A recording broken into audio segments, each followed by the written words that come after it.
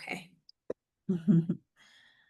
All right, so welcome everyone. Thank you so much for being with us this afternoon for our first annual Black Female Fatherhood Scholars Network Summer Research Lab Virtual Professional Development Lunch and Learn series. We welcome you and just want you to know that this is a space to share and be open and ask whatever questions you might have and just sit back and learn with us. Next slide. So today, as the first session in our professional development series, we are going to hear from Dr. Brandie Bentley on CV and resume building. So before Dr. Bentley gets started, I would like to introduce her. So Dr. Bentley is a postdoctoral research fellow at the University of Michigan Center for Disability, Health, and Wellness. Her research focuses on advancing maternal and child health equity at the intersection of race, ethnicity, and disability. With a background in social work and extensive experience as a community-based doula, she is deeply committed to addressing the intersectional impacts of racism, ableism, and other forms of oppression through both research and practice. Dr. Bentley is also passionate about mentorship and professional development, and she brings an equity-centered approach to supporting mentees as they navigate their academic, research, and career journeys. So without further ado, I turn it over to Dr. Bentley. Thank you, Dr. Lemons. And thank you, everyone, for your patience and for joining us today. I'm super excited to kick off today's session. And summer is really flying by. I'm like, today is July 16th. Yes, today is July 16th. And so for today's session, I will be talking about CV and resume building, something that's essential for many of us who are in academia, whether you're undergraduate, graduate, doctoral, postdoc, it doesn't matter the level, it's something that we all use.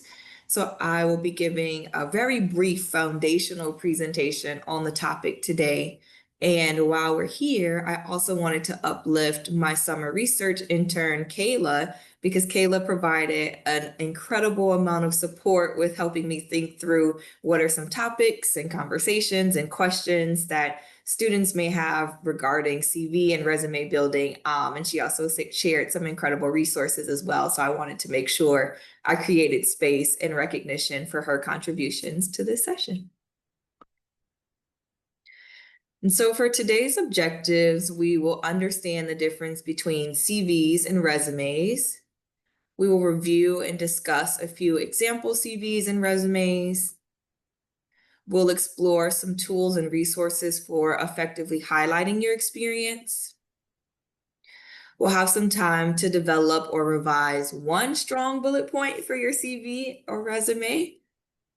And then I'm going to make sure I save some time for open Q&A because I recognize folks may have very individualized questions regarding CVs and resumes. So I want to make sure we're able to have space for conversation as well. But because our group is so intimate today, you all are welcome to interject at any time. If you have questions, you can drop it in the chat. I'll have the chat open. You can unmute yourself. And we can have conversation as we go through the slides as well. So don't hesitate to stop me at any point. And so before we get started, if I could have each of you introduce yourselves, depending on your setting and comfort, you could either put it in the chat or you can unmute. So I just want you to share your name, your degree program or current position, and one word or emoji to describe how you feel about your CV or resume right now. And so as an example, I'm Brandie Bentley. I'm a postdoctoral research fellow, and I feel pretty confident about my CV right now.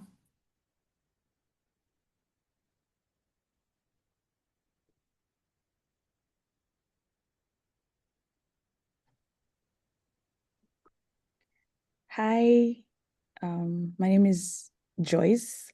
I am in the Global Gender and Sexuality Studies Department at the University at Buffalo. I am starting my third year in August. And I'm a I don't know what you mean by position, but I'm a GTA, if that works. One word to describe how I feel about my CV, I think I'm proud of myself, sort of, because I try as much as possible to put things as I'm doing them so I don't forget. But for the resume, I mean, people ask for resumes, and sometimes it's hard to create a resume from a long, like 12-page CV. So um that's where I am about the resumes. I'm always confused when I have to use a resume instead of a CV. Thank you. So thank you, Joyce. And I see Kelly is in the chat. Kelly Holly, PhD student, year 3 in social work at ASU, and a word is unsure. Dina says Dina Barnwell, DRPH candidate, and their word is shaky. And then Julina is a rising PhD candidate in sociology at the University of California, and their word is proud. Okay, so we have proud, shaky, unsure. Dr. Lemons, do you want to share? Yes, I'll say something. Yeah, so Brianna Lemons, associate professor in the School of Social Work at Baylor University. And I would say proud only because you helped me do it. So she actually, I just went up for tenure in March, and Dr. Bentley helped me with my documents. And so at this point, I feel pretty proud of what we were able to put together. So yeah, but that was after much years of working on it. Many, many years. It takes time to get it the way you want it. Yeah, absolutely. Absolutely. And so, no matter how you feel today, this is my dog, Leo, and he is incredibly expressive. And so, I made a slide to capture the realm of emotion that I thought people might come into this with. So, whether you feel at peace, whether you're happy, whether you're like, I'm over this, maybe you're feeling reflective. There's some folks who may be tired and watching this recording from the bed, right? And some people might be like, I'm frazzled. This is too much. I think all of that is okay. And we welcome all feelings in this space. We are all here to learn. And I think today's space will create a lot of opportunity for us to share and collectively get feedback from one another so you can walk away feeling a little bit more excited or maybe even prouder about your CV and where it stands currently. And so just know that you're not alone, and we're on this journey together. And so to get things started, I heard Joyce mention this earlier. Does anyone know the difference between a CV and a resume?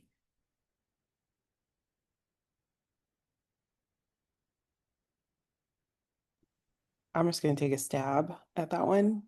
So a resume is a shorter document, like a CV can be like forever 1,000 pages long.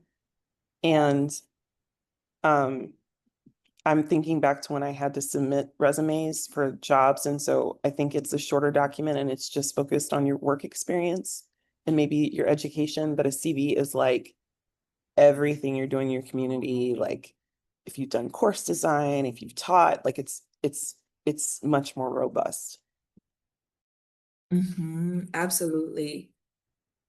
Yeah, let me see. I think there's a chat too. And then Joyce says, a friend of mine who is eavesdropping here says he does not know there is a difference and thinks some other people I have met also do not know. Yeah, yeah. It can be confusing because I think in some spaces people use CV and resume interchangeably. So they'll be like, submit your CV, submit your resume with a slash in between. And so that distinction between the two is not always clear. So this table is just a very brief breakdown of the key differences between a curriculum vitae, also known as a CV, and a resume. And so, like Kelly said, the term curriculum vitae is literally Latin for course of life. Like your CV can be as long as you want it to be.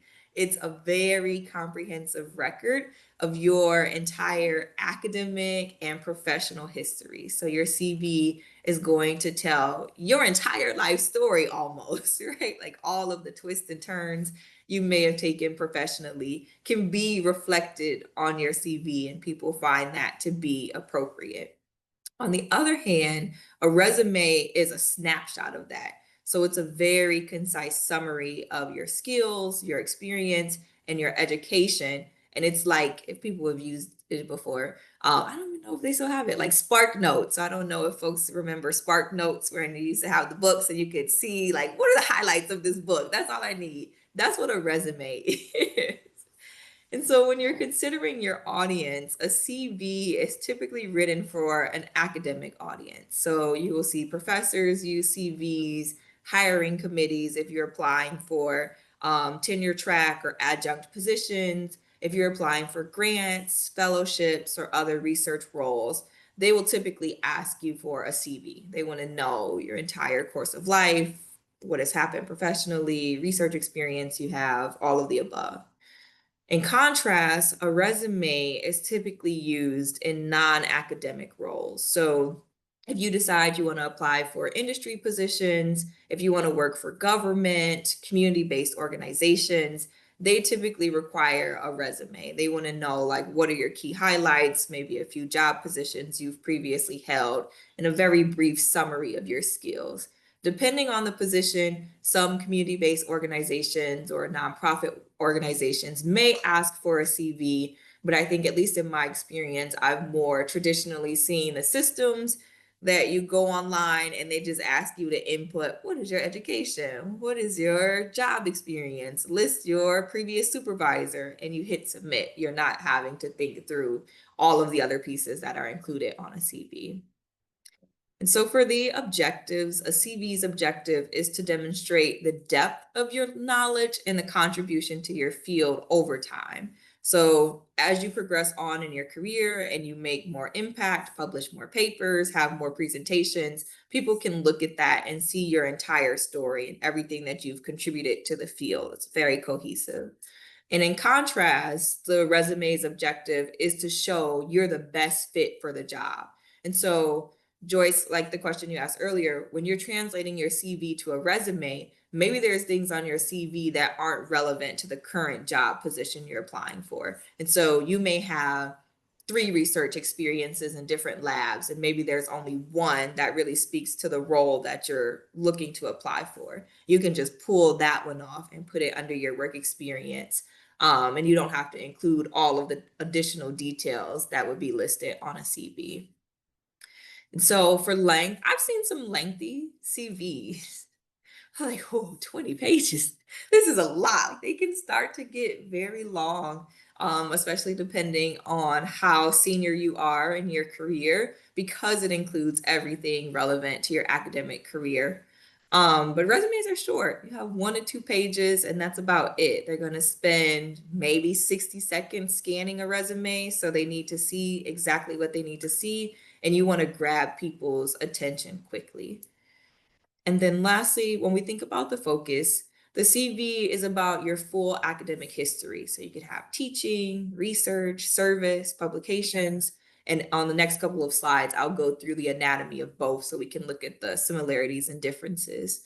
And then for your resume, you're really just emphasizing what you've done and what skills you've gained, what outcomes have been achieved, right? So it's really skill and achievement focused.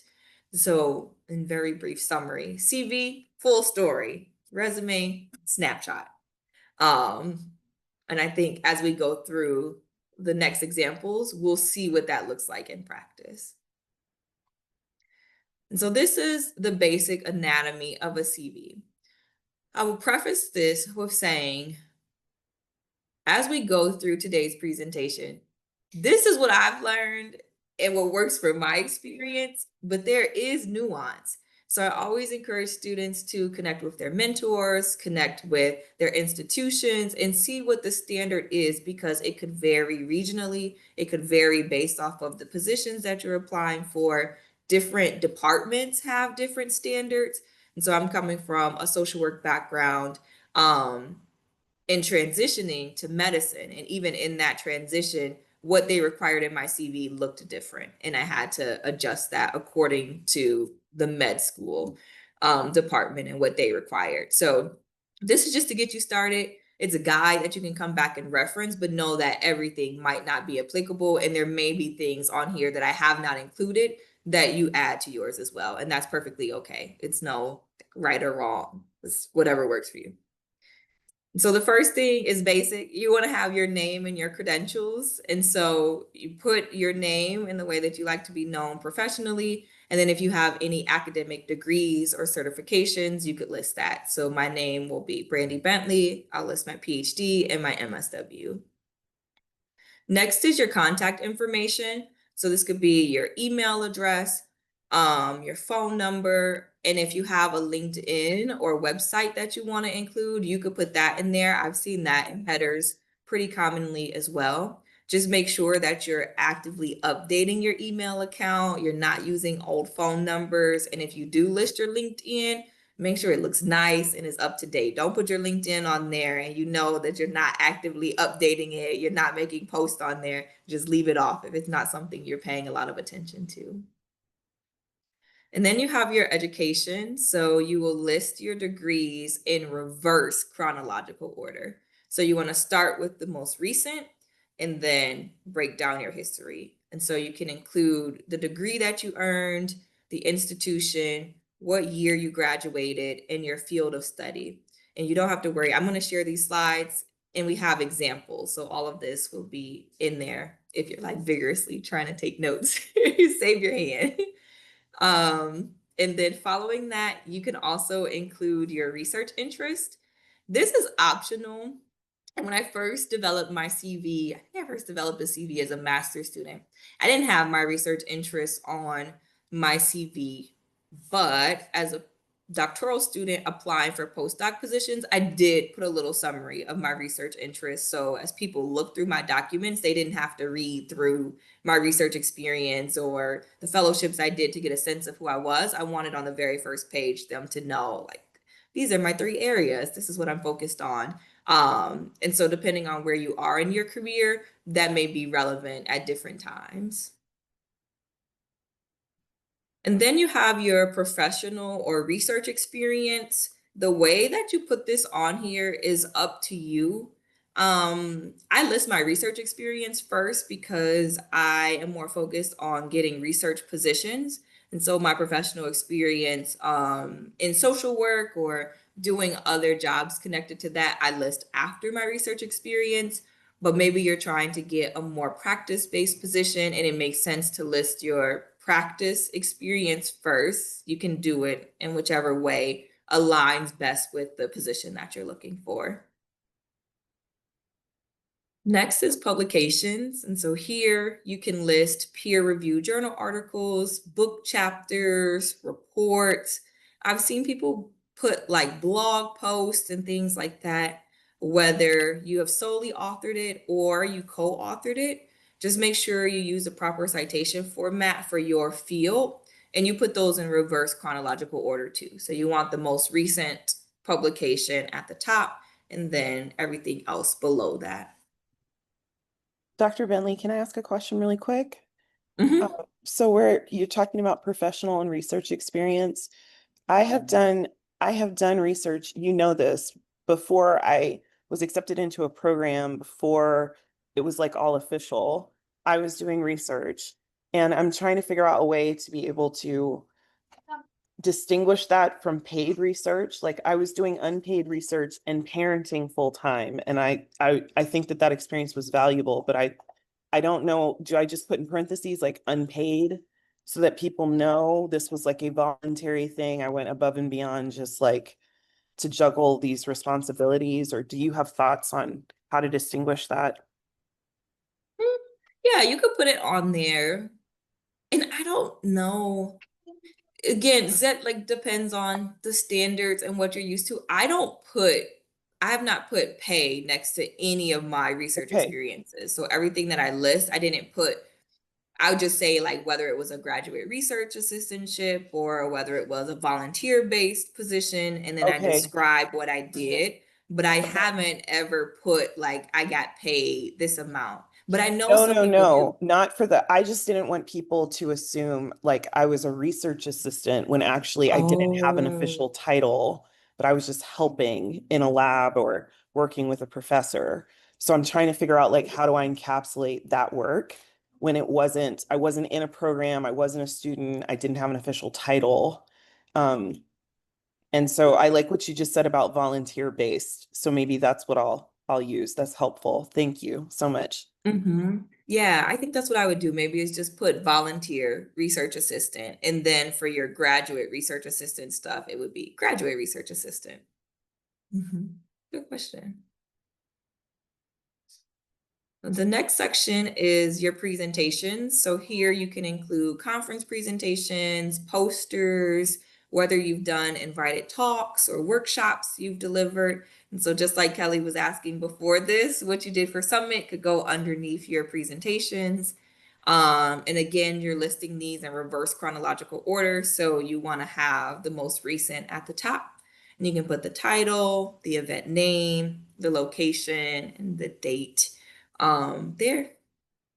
And then if you have any teaching experience, you can include that as well. So this could be courses that you taught, courses that you were a TA for, any guest lectures, workshops that you facilitated. And I think here is where I break mine down a little differently. So community-based, I've done a lot of community-based presentations. Um, but I don't put that under my teaching experience. Even though it's a workshop, I tend to put that under my presentations, and I'll have a subheader that's like invited presentations. And I will list that under there if I was invited by a community-based organization to come in and talk on a topic. So as you build your CV out and see different things that you're doing and how it takes shape, I think it becomes easier to categorize it in one versus the other.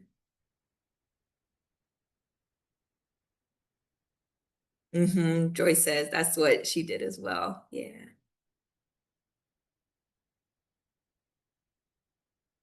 And then we have awards and honors. So this can include scholarships, fellowships, grants, or other recognitions you've received.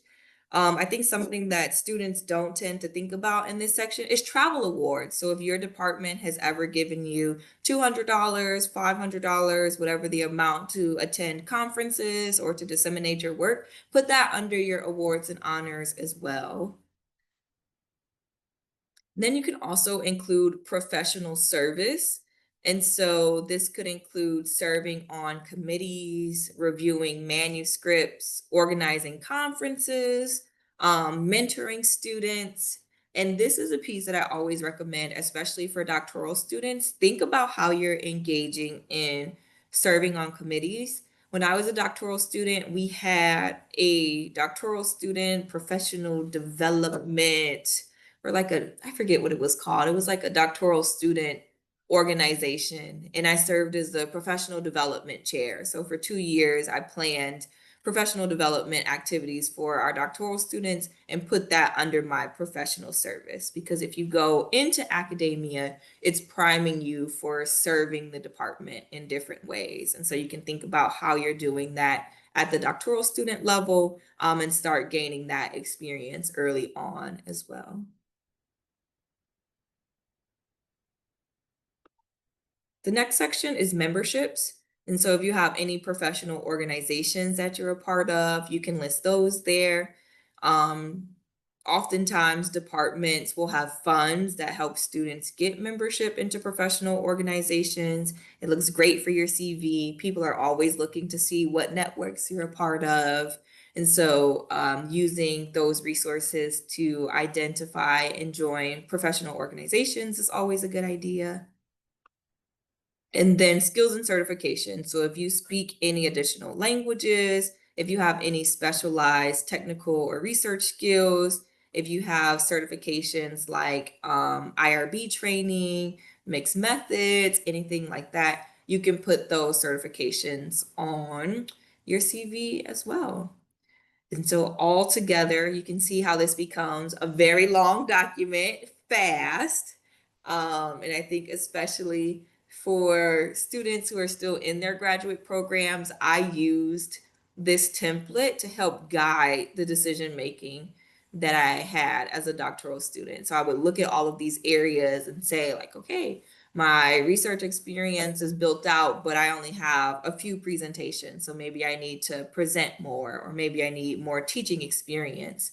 And I think one of the very first things I did when I entered my doctoral program was there was a student that had recently graduated and taken on a faculty position. And I was like, okay, if that's the trajectory I see for myself, I looked at her CV and where she was the first year that she started and used that as a roadmap to quantify, like, okay, maybe she had 5 publications or this many presentations. And I used that to develop my 5-year plan for my doctoral program. And so as you're having those informational meetings or you're meeting with your mentor for the first time, a great place to start could be, do you have a copy of your CV, or someone who you recently mentored? Can I see a copy of their CV? And you could take different pieces out of it, because the industry standards change so fast. When I started my PhD program, I think I would say we had conversation about folks being able to get jobs with maybe like I would say like 5 to 8 publications on their CV. Like if you finished the program and had maybe 5 to 8 publications, that felt good. 2025, that's not the case. I've had conversations where people are like, our faculty are coming out of PhD programs with like 18, 19 publications. And so depending on the university or how much experience you have, that range looks a lot different. So you have to be very intentional about, where do I want to be when I finish my PhD program? And then I think a good starting place is to look at faculty that have just recently been hired into the department and see how many publications they have, how many presentations they have, and then you can work backwards, because things are changing fast and the market is a lot more competitive, and you're competing with folks who may have done a postdoc and have had extra time to publish. And so the landscape just looks a lot different. And it's nice to be informed and have those things at the top of your mind as you're thinking about where to spend your time and what connections make sense.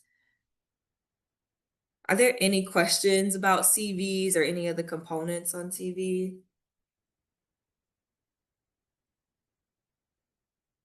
Yeah, so I wanted to ask, so under specific, because I had to bring up mine just as you're talking, just so I can see. So how much of bullet points is too much under like a specific title?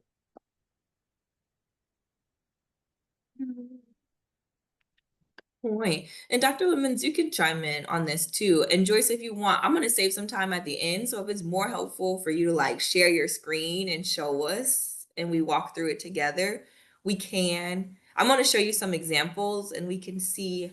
And I'll show you my CV too, because I feel like I've changed it a lot over time. And so it'll just depend. Is there like a specific section you have a lot of bullets, or you too few bullets under? Um, I think the list bullets is like 5, with internships and maybe teaching positions, research experience. I just think maybe that's too much, but I can I also see. show you if that's. Mm-hmm. Yeah, I will save that at the top of my list for our Q&A. You can show us and we can see. Um, I think in my experience, I've just tried to keep it consistent. So if I use 3 bullet points under one, I try to get like 3 bullet points under each of them for symmetry, because style-wise, it looks nice to have that consistency. And there may be areas where you can combine sentences, and I'm going to give you a formula for writing bullet points. So if you apply that formula, you might be able to make some connections between your sentences and reduce the number of bullets. Yeah. Any other questions? I was just going to add to that, Dr. Bentley, and just say, as you mentioned, looking for any repetition in those bullet points where you might be able to cut down, because it could be that in some of the bullet points you're saying similar things.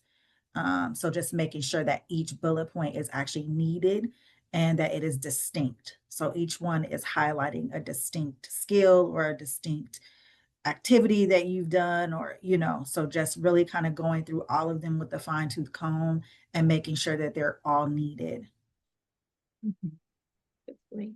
Quick question. Yeah. So under the research interest, and I think I did this because I saw somebody else's CV and I was like, oh, that's nice. So I list mixed methods as a research interest because I saw somebody else use it. So under my research interest, I say like critical race, et cetera, but I also say mixed methods as a research interest. Is that proper, or should that be under skills?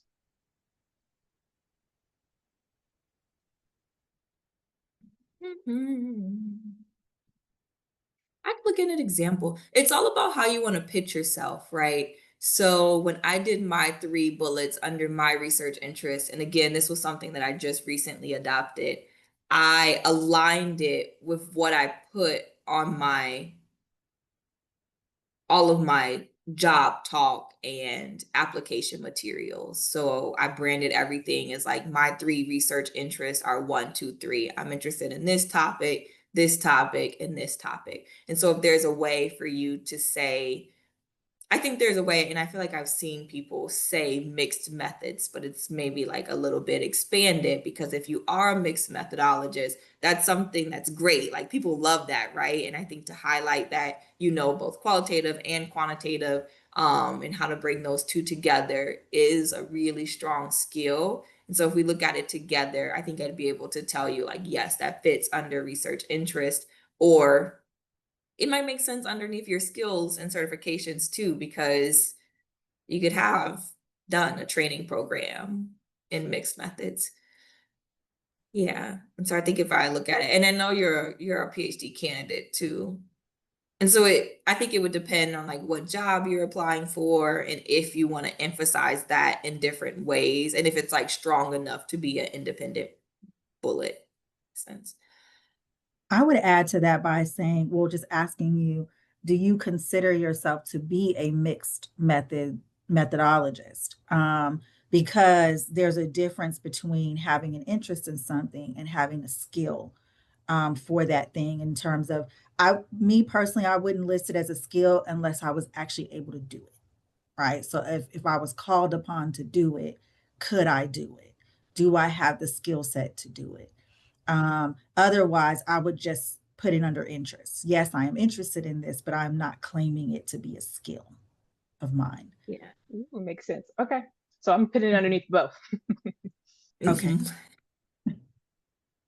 All right, awesome. Good questions. So this is going to be super brief, but this is the anatomy of a resume. You'll still have your name and your credentials just as before, your contact information. You can do a summary or skills section. So this is optional, but a lot of times on resumes, you might have a short professional summary at the top. And so it's very brief. It might be like 2 or 3 sentences saying, this is who I am, these are my skills, and this is the job I'm seeking. I would say think about it like the bio you have on LinkedIn. Like a lot of people use that format to put their bios on LinkedIn. You might also include a list of key skills or competencies. So if you're really good with certain software or coding languages, you can put that on your resume. Your education, same as your CV, that doesn't change. Professional/research experience. And here, that's with the note that you're only going to include what's relevant to the job. So maybe you only include all professional experience or all research experience, or a mix is going to be tailored to the specific job that you're seeking. After that, publications, maybe, again, it's going to depend on the job. So if it's directly relevant to the work, you can put it on there. But for industry roles, that might not be the case. They may not care about whether you have publications or not. And then you could also do presentations, but again, only if they relate directly to the role. So maybe if you're trying to apply for a nonprofit organization and a big piece is like research translation or engaging different stakeholders and you have experience doing presentations across groups, you might put that on there, but elsewise you can take it off. And then the last piece for your resume would be professional affiliations or leadership experiences. So again, you can put membership involvement, whether you do volunteer work or leadership roles that demonstrate additional skills, and all of this together will give you a very concise document. I will say you might see this. I applied to a lot of fellowship programs when I was a doctoral student, and I found myself submitting more of a resume versus a CV. I was only including the research experience that was relevant. They didn't ask about teaching experience or anything like that. So I think resumes have a lot of use even for graduate students. Many of our undergrad students start with having a resume and then transition into a CV, depending on their trajectory and whether they go into grad school. But as we look at the examples, we'll see, I think the resume is an example from an undergrad student and our CV is a graduate student.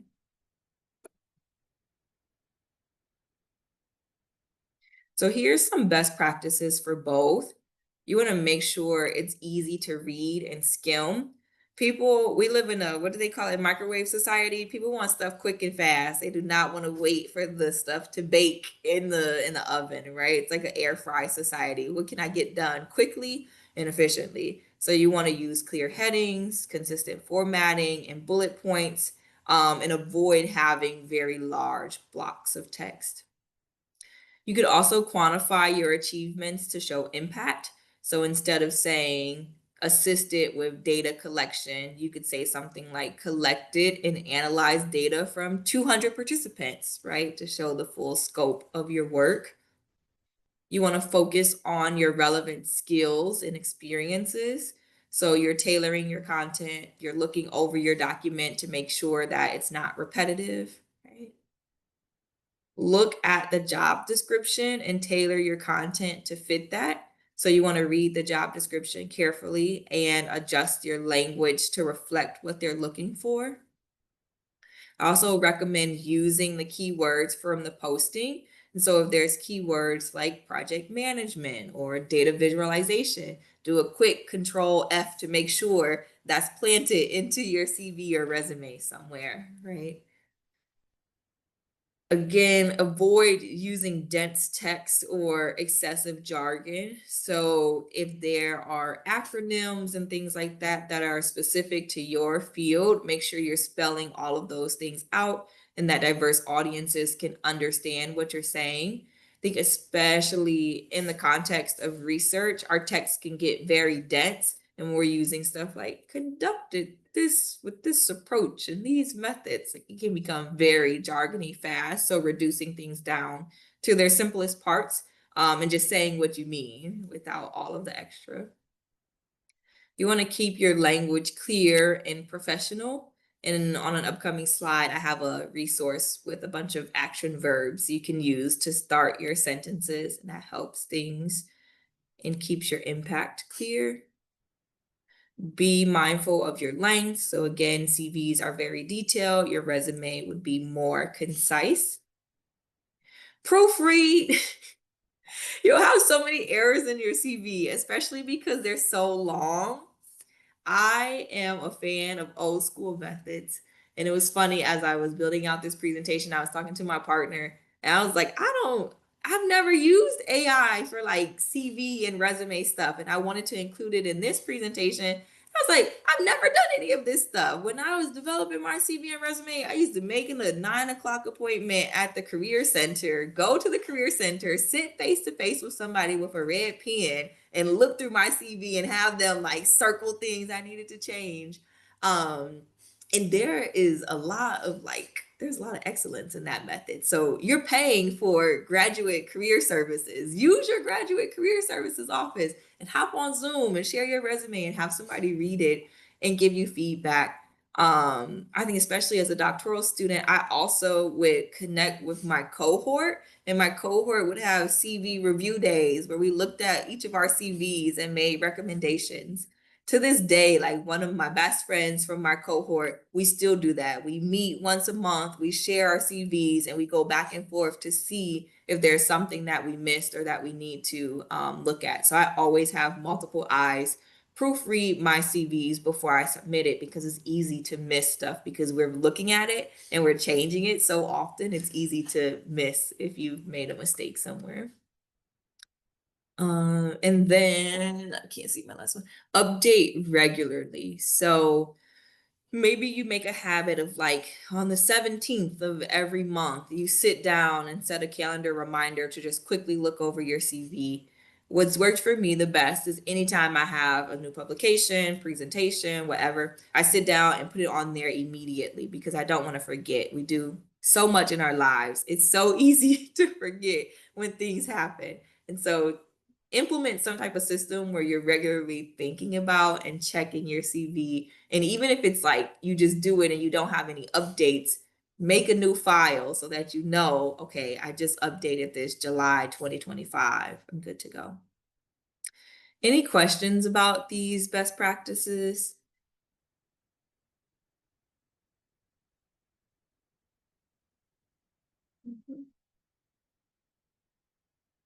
All right, we'll keep rolling.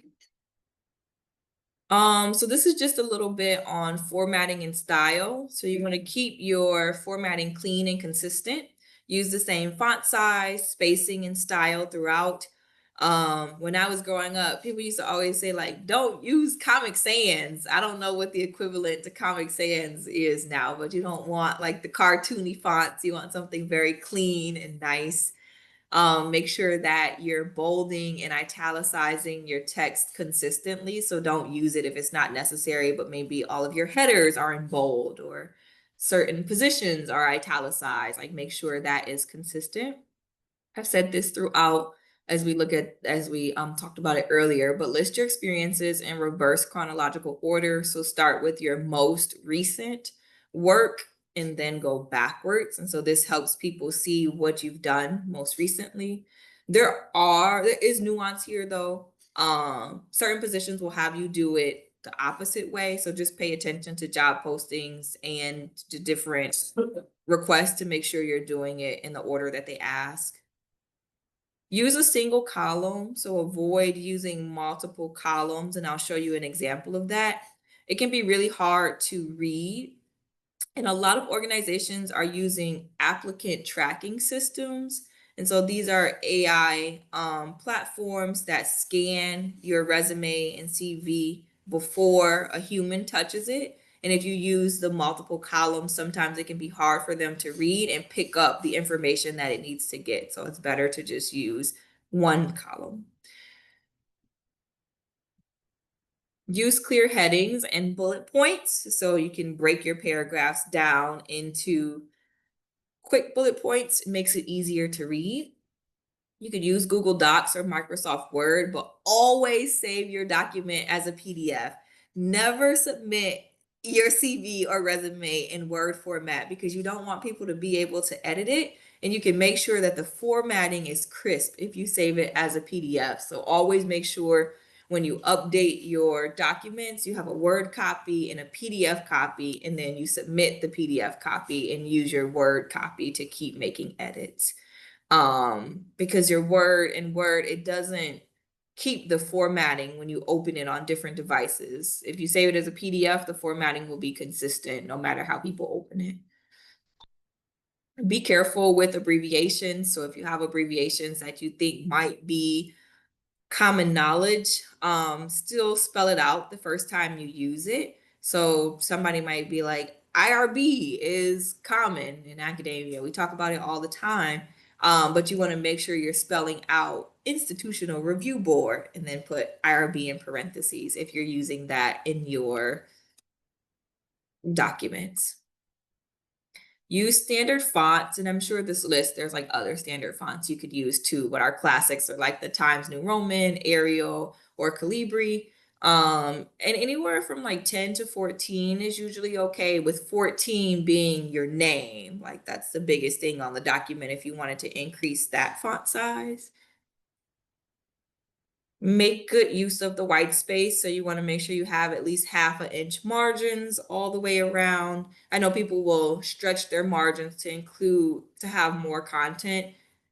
Sometimes it can affect the style too. I'm pretty sure I don't use 1 inch margins on my CV. I think mine are 1/2 inch, but you don't want to go any smaller than that. You want to have at least 1/2 inch. Use black text on a white page. You don't want to introduce a bunch of different colors. You want to keep it as simple as possible, especially for the systems, the AI systems. They can have a hard time reading and recognizing some of the other like style things that we can sometimes do. And then list your URLs instead of hyperlinks. So sometimes like on my work computer, when I copy and paste stuff, um, it doesn't put the hyperlink. So you want to make sure your hyperlinks are completely spelled out instead of like that summary that it creates to say what this page is. And I'll show you an example of that. If you're using hyperlinks, like maybe for your LinkedIn, so you can copy it or click it, because if it just uses a summary and says like LinkedIn page instead of the direct URL and somebody has an issue accessing it, they wouldn't be able to copy and paste it and find it. So if you spell the whole URL out, it gives people what they need to easily copy and paste.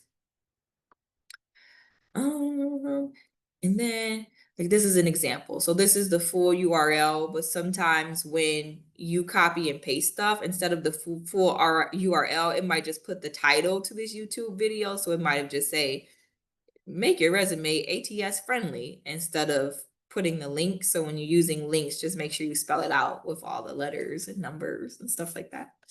And that's just a quick YouTube video that you all can reference. You can put it in the chat too. Well, no, sorry, I can't put it in chat. I have to click it. But I will share these slides. And it just talks more about how to make your resume ATS friendly. Any questions? Oh, that's a good recommendation, Dr. Lemons. Dr. Lemons said you could use Bentley to get a shorter link too. So if it's like a style thing and a link is taking up too much space, if you use Bentley, it'll give you a shorter one. Just nice. All right. Okay. So I just searched on Google like good and bad examples of resumes. And this is what it came up with. And I wanted to just create a little space here because I've actually seen this right version a lot. Like I think people are shifting to using things that are a little bit more styly and different in presentation. And so I don't know if I would actually categorize this as wrong. I think I put my question mark here to see what other folks think. I think it depends on your department and your industry. So again, you want to have those conversations. You want samples. You want to see what everybody else is submitting. Because if everybody else is submitting what's to the left, you don't want to submit what's to the right, right? And then they're like, why do you have that?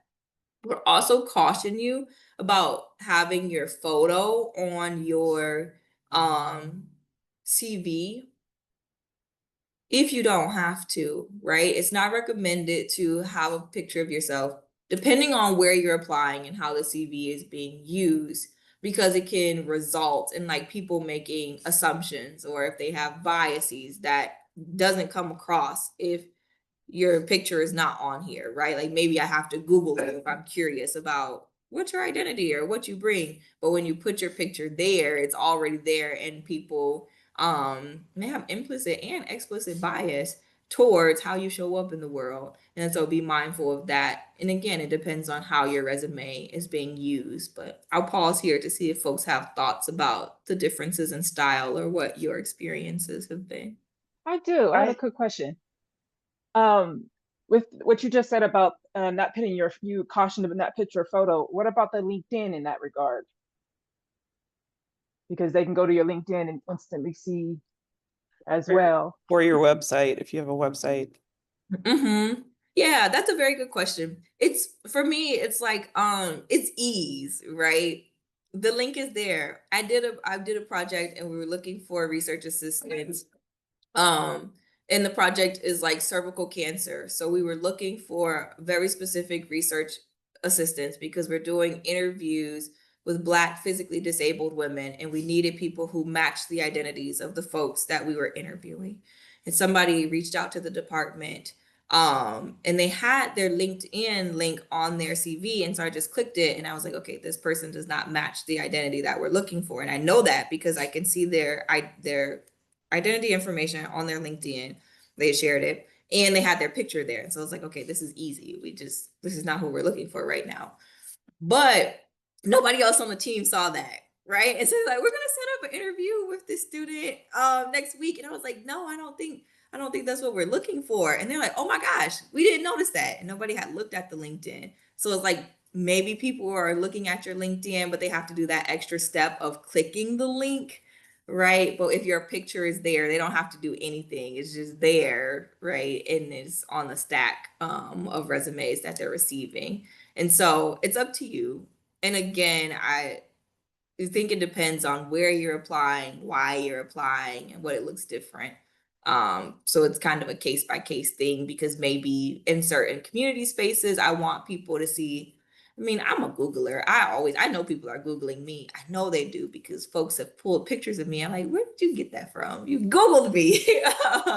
And so I know folks do it all the time, but it just makes it that adding that extra step can lessen that bias. Like you have to go, if you're trying to evaluate this resume based off of bias, you have to go out of your way to go to somebody's LinkedIn and try to look at that tiny little picture and then put your bias on there, right? But if your picture is on there, it's just what are people doing quickly and how is that affecting like quick mental decisions that we make? Does that make sense? Makes know perfect for- sense. It I also know sounds like it could be a plus and a minus. Like if I'm what they're looking for and they click on my LinkedIn, great for me. If I'm not, then I guess I've avoided some probably unnecessary bias I might face by working for them. So thanks. Exactly. Exactly. Yeah. I know that for me, definitely with resumes, I have done the right side without a photo. I use color consistently but sparingly on my resume, and I've had employers literally say, like, one of the reasons we called you was because your resume looked different. When you think about reading black wording on white text and it's just monotonous over and over and over again. So if you have a little pop of color on your resume, that is something that makes your submission memorable. And I've had employers tell me that. So in my CV, I have my name at the top is in blue, and then each one of my headings is blue. And it's consistent, same format, same font size, all of that. But it just gives your eyes a little bit of a break from reading like 20 pages of black and white. And I think it makes it stick out. So far it's worked for me. Like I've gotten fellowships and funding and whatever using a little bit of color, but I just think my thinking was I need to do something to stand out, because if I'm just using the same format as everybody else, like people lose the will to live after reading the fifth resume, right? Or the fifth CV. So that's my 2 cents. Thank you for that, Kelly. Yeah, I think it's a lot of nuance and understanding your audience and where you're applying. And like I said, I always ask people what are they looking for? Because I think in some spaces it matters more than others. And I would say just with the uptick in AI and AI processing resumes before a human even touches it, that's more so my concern. Not that they would read it as like, oh, this is unprofessional. But with certain AI systems, it doesn't process this correctly because some of your information is to the left and some of it is to the right. And then you have a picture there too, versus just having that single column of text. It's easier to pull out like what the computer system is trying to pull out because it's not very smart. You know, like if you've ever used one of those things where they're like, upload your CV and we'll input the information for you. And you see how poorly it inputs your information. It's like that. So that's what I'm always thinking of is does this make it easier or could this like knock me out because the AI system just didn't recognize? So I think having multiple versions. So if you know, like I know 100% a human is vetting this and like I want to have that style on there, I think that's totally fine. But if you're not sure whether some type of applicant tracking system or AI is working in the background to evaluate your resume, I would probably go with like the basicest boringness version, just to make sure your information is collected accurately or as accurately as possible.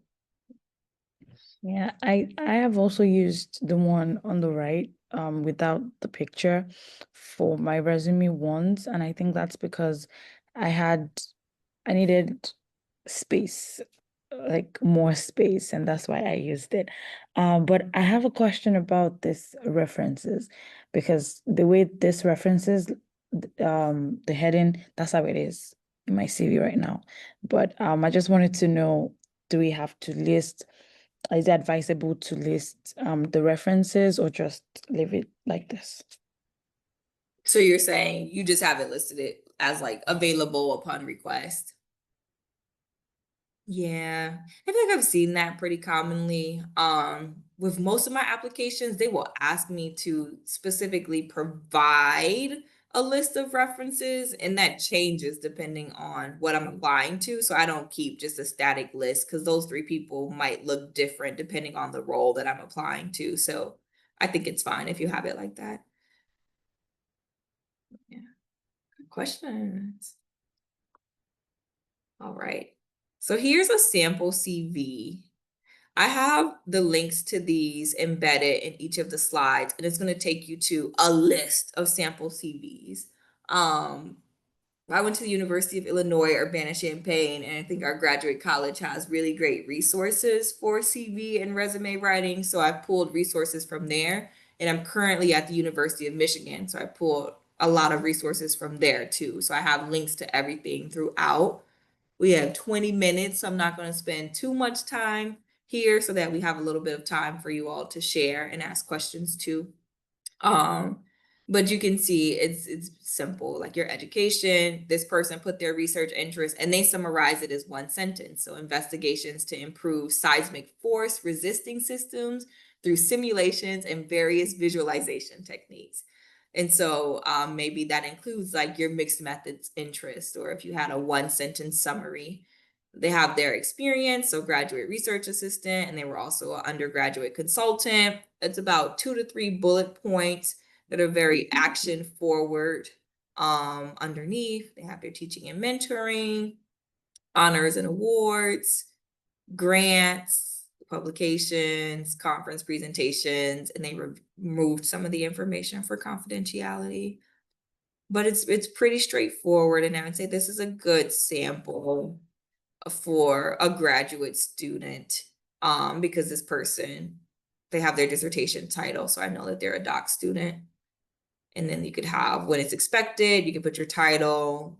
I also had my advisor and committee listed on there, because people see those things first, and for networking purposes, I'm like, oh, I know XYZ. And so it can be helpful for you as you network too to have your advisors listed. But this is one sample. And then this resume sample is from the University of Michigan. So like I shared, I have those links there, and you could see immediately much shorter, right? They have their education, research experience too, and then they had some leadership experience leading a student organization and facilitating support groups. And then they also served as a peer advisor. And I thought that this one was really nice because it shows what like an undergraduate student resume could look like, and how something that comes up. I've had students ask me, like, what if you don't have research experience? What is your leadership experience? Were you engaged in a student organization, or were there other things that you did throughout your undergraduate time that you could put on here and has transferable skills? So I think between those two, it shows a nice range of what things can look like. And then I have a couple examples I'll share really quickly. And this is a screenshot of my file folder off my desktop with my CV. And so I practiced what I preach. You can see my Word versions, my PDF version, and I'm actively updating it, right? So we got January, March, May. I'm gonna do another one in July. And then when I use my CV for different opportunities, I save that as a different file too. I don't submit it with the date outright, like Diversity Support Network or whatever it is. And then I have a full record of all my CVs. And so I could easily look to see like what's the difference between December 2024 and January 2025. And so just very quickly, let me show you all. This is what I mean. This is my standard CV. It's 12 pages. And I'm happy to share this if folks would like to use it as a reference, but it has all of my things in it. It's very standard. And yeah, actually, I don't have bullet points under my professional and research experience. I use blocks. And so if I wanted to change that to bullet points, I could. But for some of these, I have not. I just put my task and just explain what I did for each role. Mentees, certifications and trainings. So this is my full story, right? Everything I've ever done. My community service, like dating back 2017, 2018. I was just hired as a tenure track assistant professor in the Department of Family Medicine, and they have a very structured CV format. So it went from 12 pages to 9 pages. I have a cover page. I have restrictions on the font that I could use. And then you can see here, this is the bare bones. They don't want any type of descriptions. I don't have my dissertation on here. It's very, very specific. And I had to do this like 3-4 times because of the level of specificity. So as you get different roles or apply, there might be times when they ask for something very specific. And so this was a very specific template. And then you can see I have like my research interest there, honors and awards, but similar in some ways, but different in others. Even for my workshops and professional sessions, they're like, this has to be very specific. We want you to italicize the title and put the date here and bold your name and all of these different things. And so I could share these as examples. And then all the publications had to have the DOIs or the PMIDs. I don't have that listed on my regular CV. You could, but it's just not something that I have listed for every publication. And so it's just to show that there are differences. They ask for different things. And so you always have to go back and see like what exactly do they want. Okay. And so those are some examples that I can share. This section is on writing effective impact statements. This is like a 3-minute video that is embedded, so you all can watch it on your own time because I know we have like 15 minutes. And so I will show you, oh, not 5 seconds, skip. But the key thing here is that when you're writing your bullet points, to create an effective impact statement is basically 3 things. So you want to say what you did, how did you do it, and why it mattered.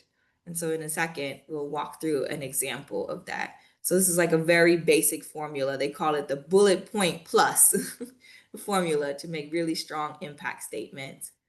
Linked here, I have, it's a really long list. I just took a small screenshot of it, but it's a list of resume action verbs that you can use because I am bad. I will everything. I would say conduct it, conduct it, conduct it. So it's really nice to have other words that you can use without having to think about it. So I have this list linked.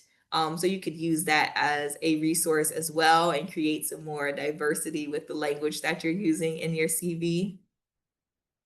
And so this is an example of a before statement that you might have on your resume. So you can say, so I was a research assistant. And what did you do? I worked on a research project studying Black fatherhood, right?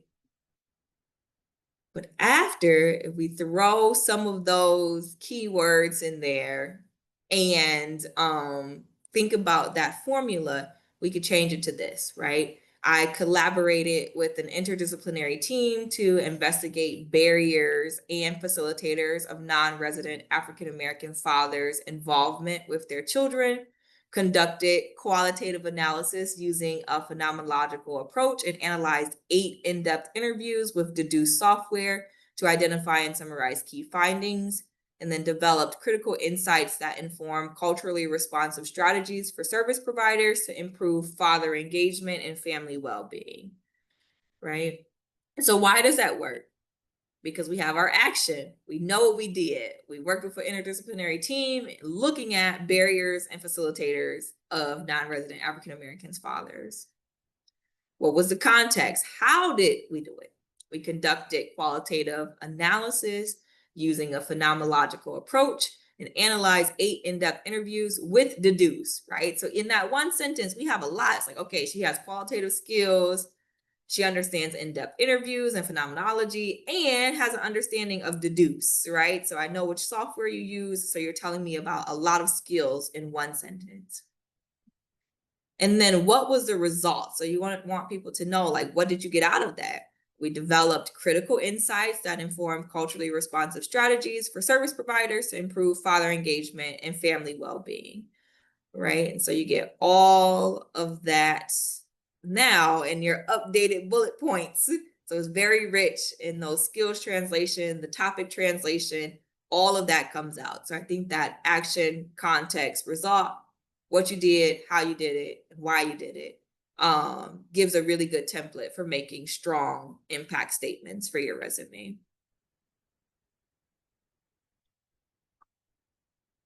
And then this last piece is on using AI. And so this was a list of things from the University of Michigan in one of our resume resources that they recommend using AI for.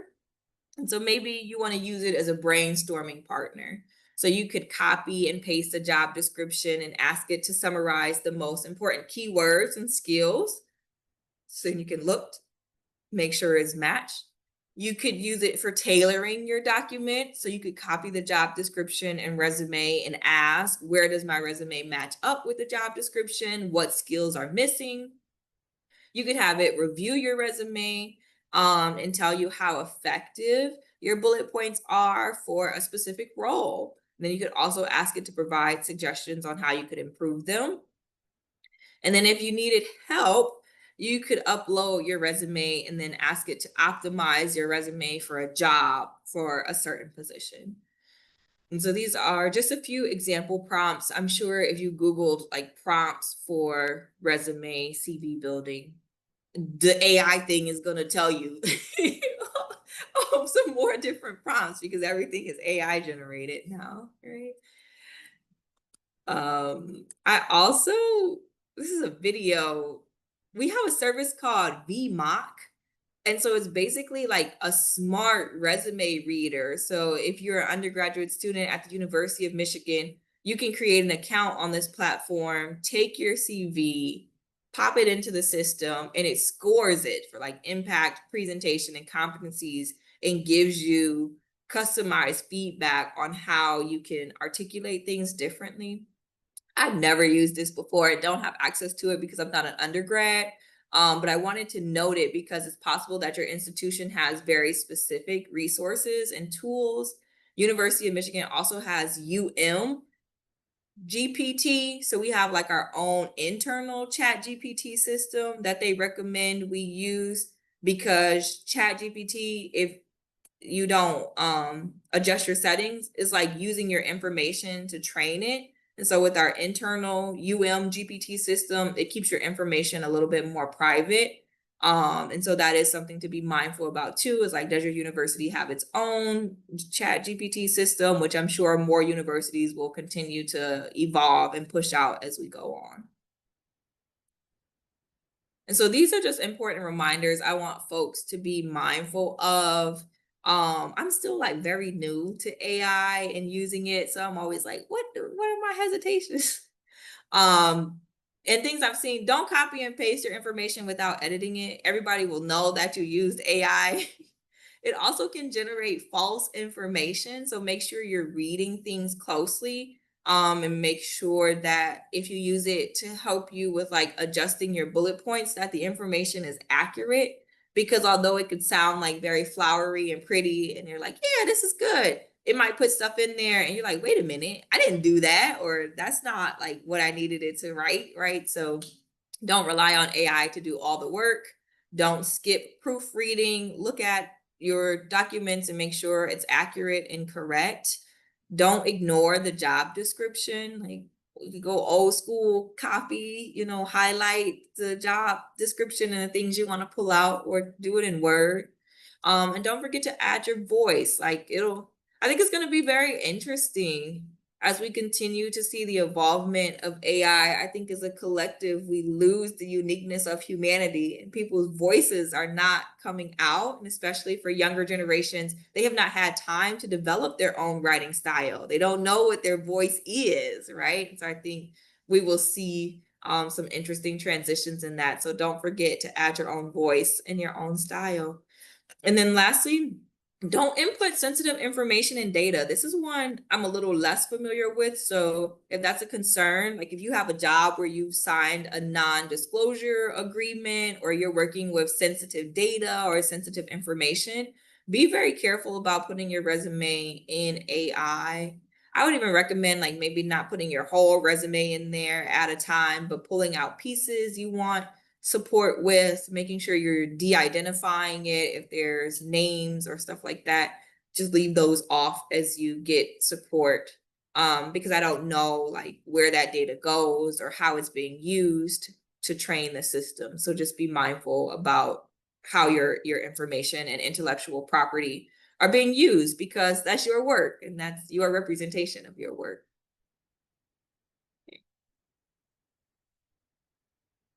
And then we got some Q&A time. We have 5 minutes.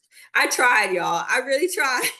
I know it was a lot, so I hope that this was helpful. And if folks watch it later on the recording, my email address, let me just flash it on the thing. That's my little dog. I had to put him on there again. My email Dog address is like the here. cutest thing, Brandie. Like just the cutest thing. Thank you. Thank you. And so with our last 5 minutes, folks can respond to any of these, or if there's things that you want us to look at together. I'm happy to use time for that. And I'm also, I don't have anything right after this. So if I have to stay a few more minutes, I'm okay with that too.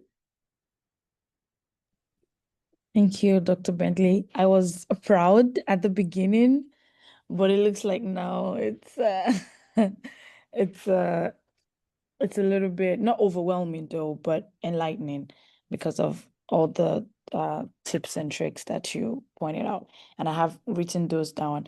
I mean, I don't mind staying after if people want to just go and talk, and but I can stay after. That's fine. Mhm. Yeah, exactly. Still proud, but just making some edits. Yeah, proud to prouder. That's right.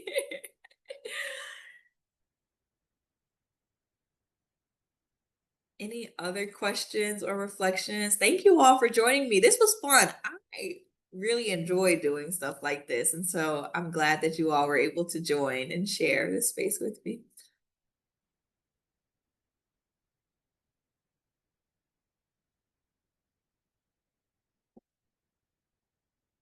Do we need to make does there need to be a distinguishment between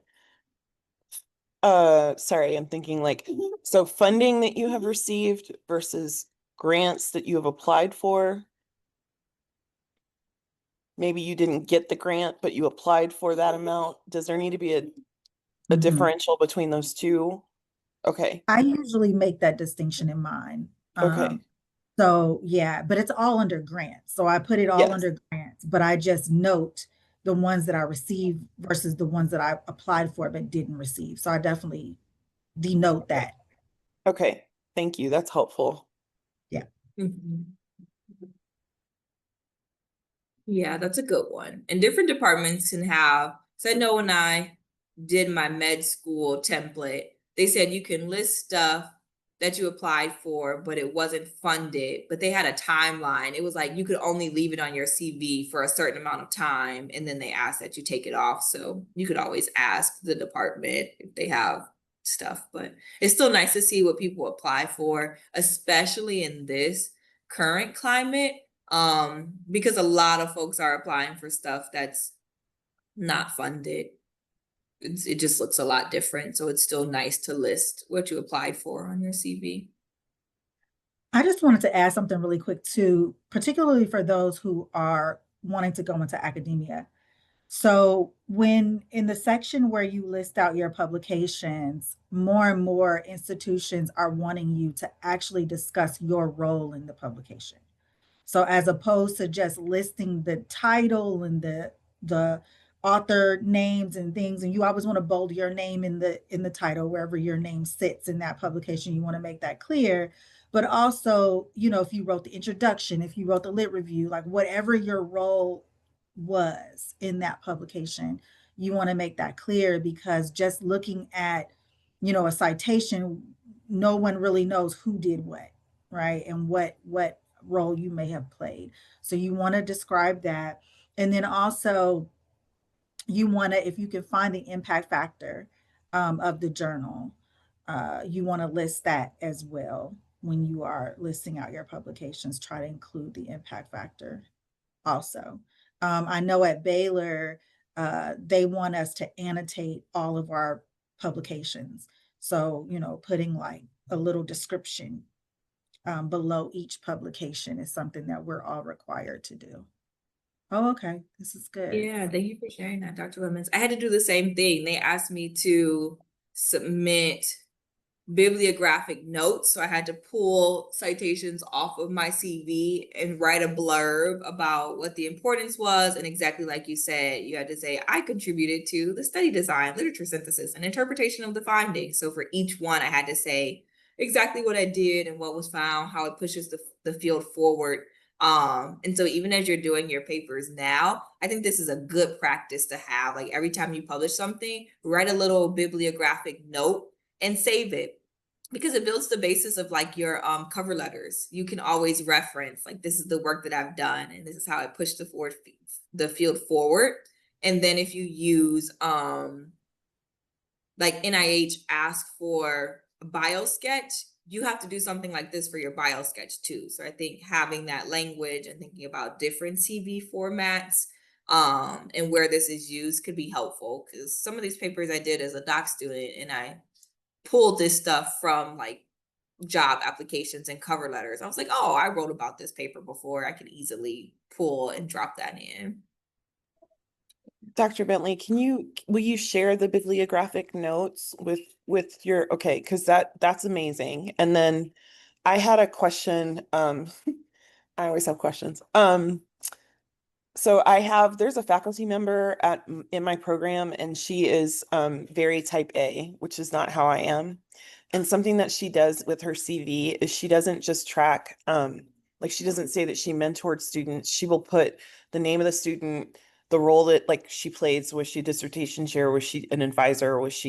And she tracks the time.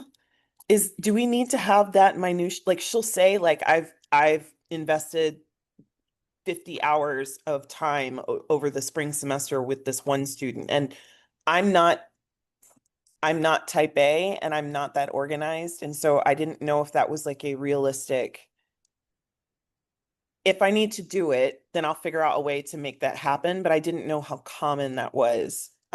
Is that a common practice that you're seeing in CVs that you and Dr. Lemons? I've never seen it. Okay. That doesn't mean it doesn't exist, but Yes. I've never seen it. She showed it to us my first semester, first class, first year. And she showed us like she has this Excel sheet. And so she puts in her time and it will tell her exactly how much time she spent doing service, exactly how much time she's done mentoring, exactly how much time she spent like applying for grant and funding. And I was like freaked out. Like I was like, oh my gosh, if that's the standard, like, I don't know that I can be in academia because that's a lot, but I didn't know if other people were doing that or seeing that. So I mean, I don't knock it, because I think there's a lot of invisible labor in academia, you know, where like we're spending a whole lot more time on things than what we actually realize and what others actually realize. So I do think that that is a good practice if you know, are actually committed to doing that. So I don't knock what she's doing at all. I think it's important. I think more of us should do it, just so that we're able to demonstrate, like, hey, I'm putting in a lot of work here that's often not recognized. But I don't know that it is necessarily required to do that. It might just be the Yeah. professor's way of keeping track of the things they have done. So whether they need to probably apply for something related, they can just use the information. Maybe someone maybe forgets like things and then to just want to have it as a constant reminder. Mm-hmm. Yeah. And sometimes people do things just based on their own experiences, maybe she's had a particular experience that has led her to be the way she is, in terms of being so meticulous. I'm sure there's a reason she does it. But it's definitely not the standard, I don't think. Okay, that's helpful. Thank you. Mm-hmm.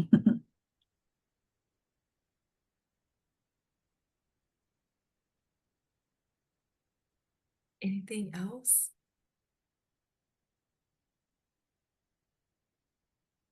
I did put my email address in the chat. If anybody ever wants to like one-on-one support or you want to meet and really take a deep dive and need extra resources, I'm happy to meet and can do that.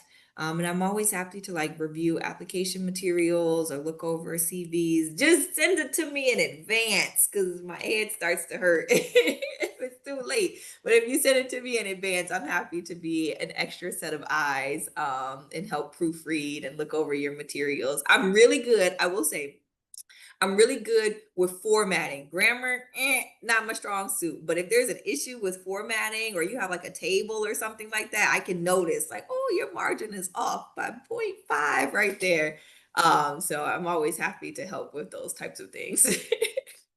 Thank you so much, Dr. Bentley. This was really, really insightful and helpful. And I will be in touch because I have things that I want to work with you on. So I will be in touch. Yeah, Thanks, Dr. awesome. Lemons, for organizing this. This is great. Yeah, you're welcome. Thank you for coming. Thank you, everybody, for coming.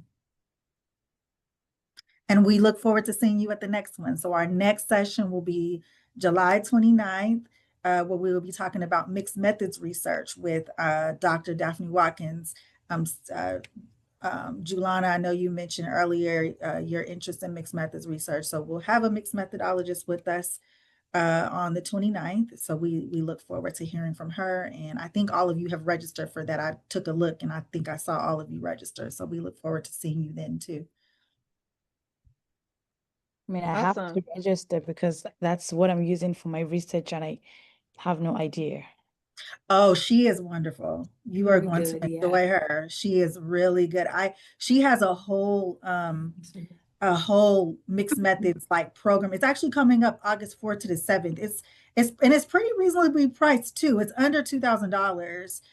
But she has like a whole extended like training, and she has a book on mixed methods. She has two books on mixed methods research that she's written.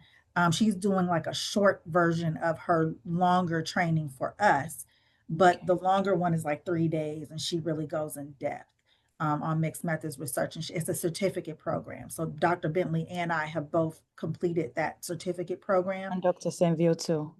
She Could told me you, about could and you, Dr. Senville. She told me about it. Yes, it is excellent. could you, the link to her, I don't know, her website, or I'd be interested in doing that certification training in the Okay. future.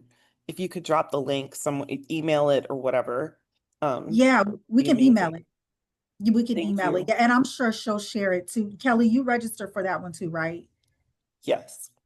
Okay, I think she'll probably share it too, but we can also share it. And I Okay. don't know if there's still space in it, but yeah, it's August 4th to 7th. Okay. Okay. Mhm. Hold on. Somebody wanted to say bye before I log off. Can you say bye? Bye. Thank you so much, guys, for your time and for answering all my questions. I really appreciate it. Yeah, no worries. Have See a you great rest of your soon. day. Stay cool. Okay, you too. You good, Joyce? Any other questions? Yes, I just wanted to see if Dr. Bentley could briefly look through my CV, if that's not a Oh, problem. okay. Yeah. I'm gonna stop the recording.